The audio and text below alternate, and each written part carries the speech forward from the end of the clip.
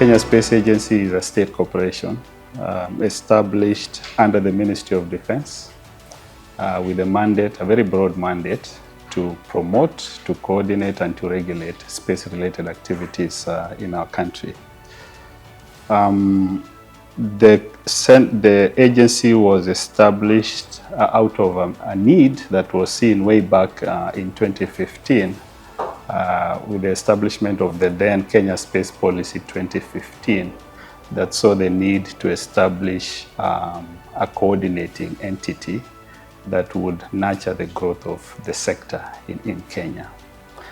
And so with this mandate of promotion, coordination, and regulation, enhancing utilization of space services and technologies across the public sector players. So we're looking at ministries, departments, and agencies. How do we enhance utilization of space services?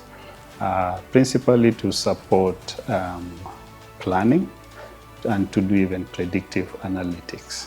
Like, for example, with partners in the agriculture space, looking at people like Agriculture and Food Authority, Ministry of Agriculture itself, we work with them to be able to develop simple models around crop mapping, showing land that is under various different types of crops, doing things like crop yield estimation based on the basis of that mapping of crops.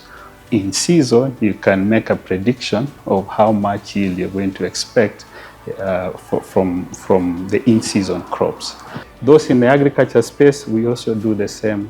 How do you utilize satellite imagery to map out forests or other natural resources? They could even be water resources. How do you map out and monitor these natural resources so that you're able to direct interventions, timely interventions, in case there are issues of maybe encroachment on forests or there is illegal logging?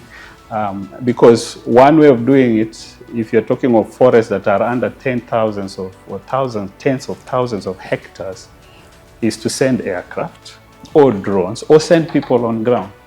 But at what cost?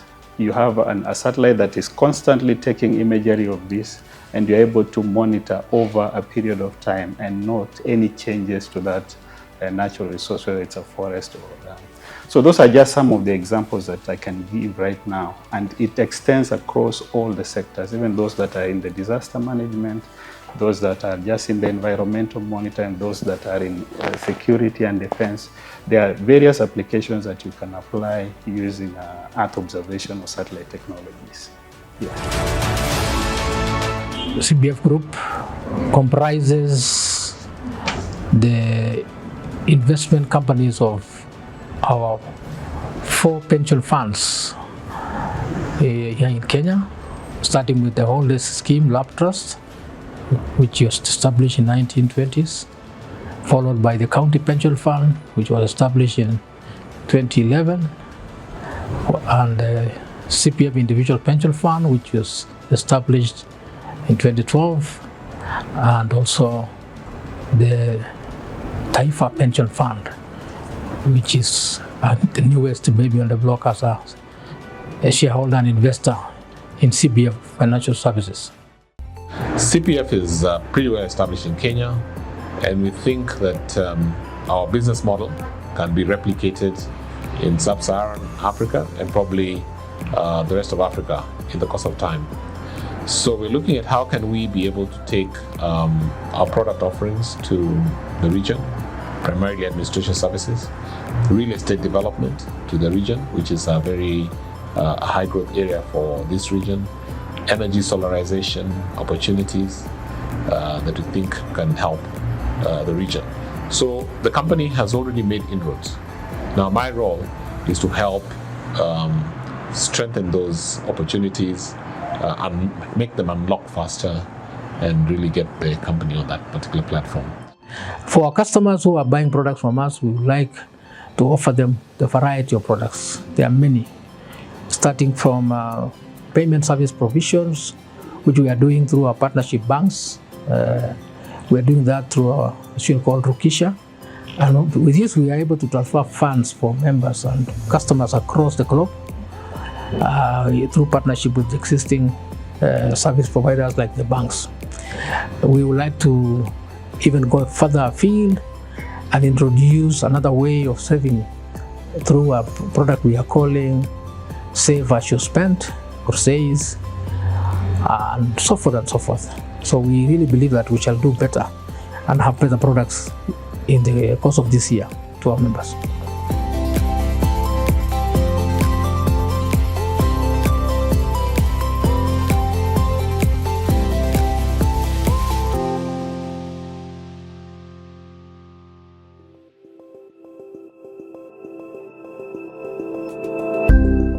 The Amica also, Kandara branch, did an MOU with Muswasco management where staffs get loans. They have funded us in building a very good home where we live today.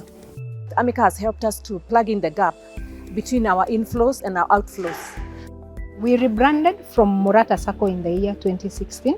I would want to say, as a project manager of the rebrand, that is one of the programs that has yielded a lot of results for these organizations.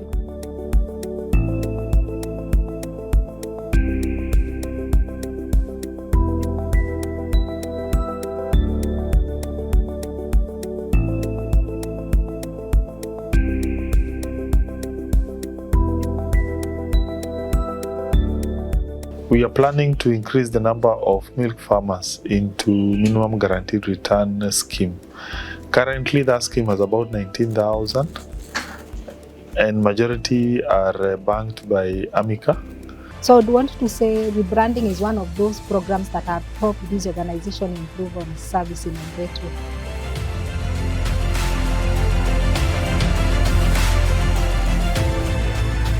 Our forefathers started this institution and they had a vision.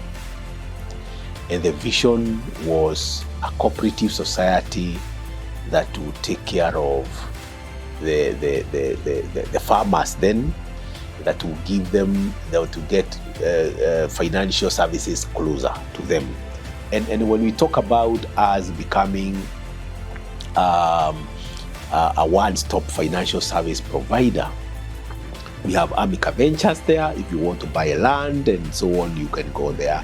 We have insurance services, and we can introduce all other services that when you get inside this mall, they could be independent entities. Like Amica Ventures is a company owned by the SACCO, but doing its own business, so that then our members know that all their needs, when they get into this top here, they are able to get all that it is that they are looking for as far as financial services are concerned.